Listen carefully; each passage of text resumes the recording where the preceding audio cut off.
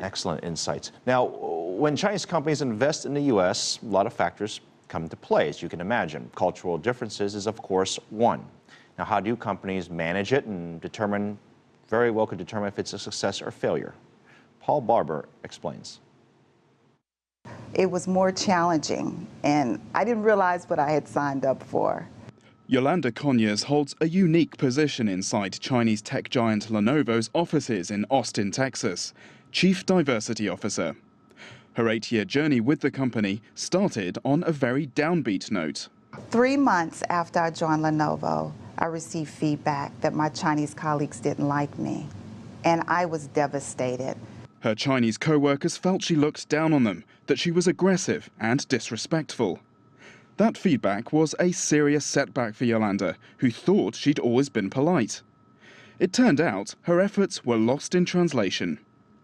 Misunderstanding arose when Yolanda sent out an email to request a meeting. I didn't realize that the word request, which in my culture is very formal and polite, when translated in Mandarin is like a demand or command. And from her perspective, she was like, well, who does she think she is sending me emails like this? And I just didn't realize that. Such cultural clashes happen when East meets West and the staffing at global companies becomes diverse. That's where Yolanda comes in. She works on bringing together talents from a variety of backgrounds, and she says that's helped Lenovo gain an upper hand in the global market. The company is now the world's largest personal computer maker. So we blend both Eastern and Western practices in the company, and we also have to compromise. And so to be part of the Lenovo culture, it's about having humility, it's about listening, it's about compromising, and it's about being open. Haier, a household appliance maker, has taken a different approach to avoid potential cultural conflicts. It employs only US workers at its plant in South Carolina, earning the company much local praise as a jobs creator.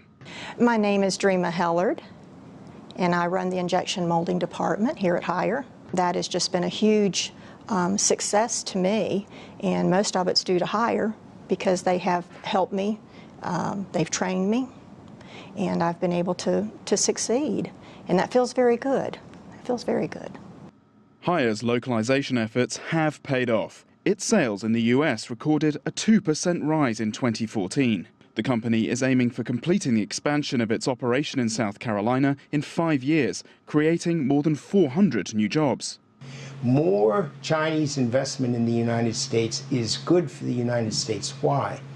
Because the data show that Chinese firms pay higher than average wages and benefits.